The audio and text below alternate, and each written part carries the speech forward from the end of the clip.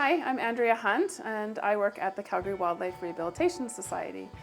We're here today to talk a little bit about hares. Everyone sees them around the city. They're quite a common species, a common urban species in our city. But what we're here to talk about is the babies. A lot of people find little baby hares and then concerned citizens end up bringing them to us thinking that they're orphaned when truly they're not actually orphaned.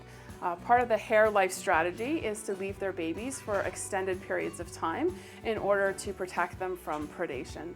So the mothers have a scent, but the babies do not have a scent. And so the mothers take their babies and separate them and leave them in different spots, just anywhere under a little bush, on the grass, just anywhere that seems appropriate for her.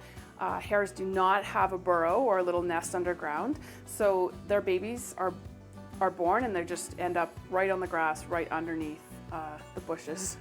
Baby hares are born what's called procochial, which means that they're born with fur and with their eyes open, unlike rabbits. So rabbits are born without fur and with their eyes closed, but hares are born with their eyes open and fully furred, and they can hop around within hours of their birth. So their mother's just going to leave them under a bush or on the grass just for very long periods of time. Sometimes she only comes back twice a day to feed them milk. And the reason for this is that because the mother has a scent, she tries to attract predators away from her babies. And she does separate them for the same reason. And if a predator finds her little cache of babies, they only take one instead of taking all of her babies. So well-meaning citizens will often come across these babies and think that they're orphaned when truly they're not orphaned. This is actually very normal. This is part of their life strategy. And so then they bring them to us, mistakenly thinking that they no longer have a mother. When they are brought to us, we can't always rehabilitate them. They're high-stress animals, so it's really easy for them to die when they're in captivity and around a lot of humans. It just stresses them a lot. So we ask the public to please leave any hares that they find alone.